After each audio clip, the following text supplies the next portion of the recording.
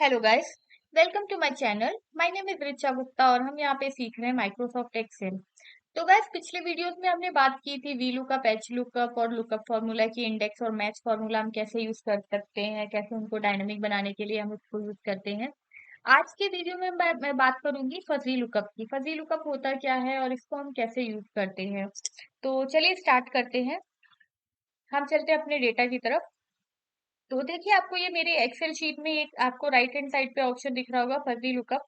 आपको आपके सिस्टम पे हो सकता है ये ऑप्शन नहीं दिख रहा हो, क्योंकि फजी लुकअप इनबिल्ट नहीं होता है एक्सेल में। ये एक्सेल का एड ऑन होता है, ये आपको डाउनलोड करना होता है। तो उसके डाउनलोड का लिंक मैं आपको डिस्क्रिप्शन बॉक्स में प्रोवाइड करूंगी, वहां से जाके आप इसको डाउनलोड कर सकते हो।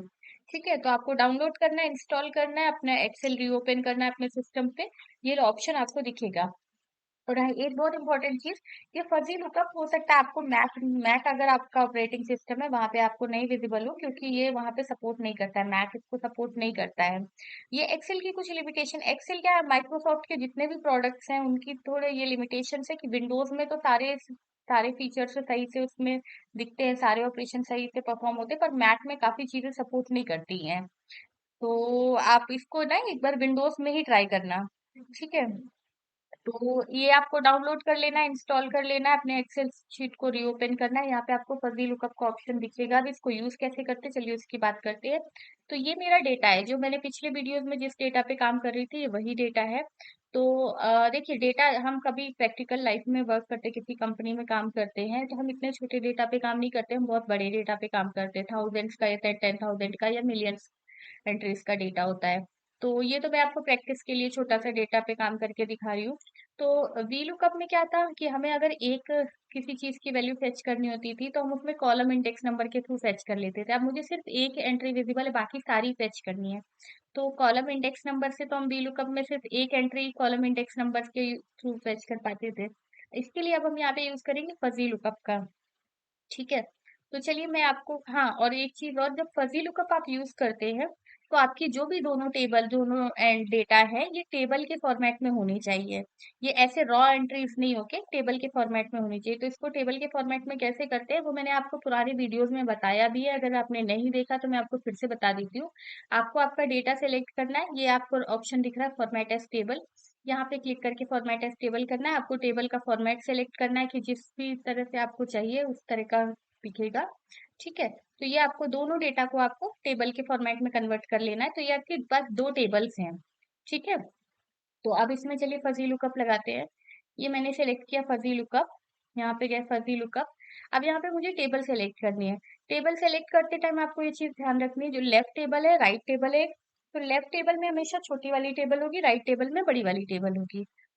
तो मैंने ले ली लेफ्ट टेबल में छोटी वाली टेबल, राइट टेबल में बड़ी वाली टेबल। ये आपको कैसे श्योर होगा कि आपने सही टेबल सेलेक्ट की है? आपको यहाँ पे कॉलम्स दिख रहे होंगे, लेफ्ट कॉलम्स में लेफ्ट टेबल के कॉलम्स, राइट में बड़ी वाली टेबल के कॉलम्स।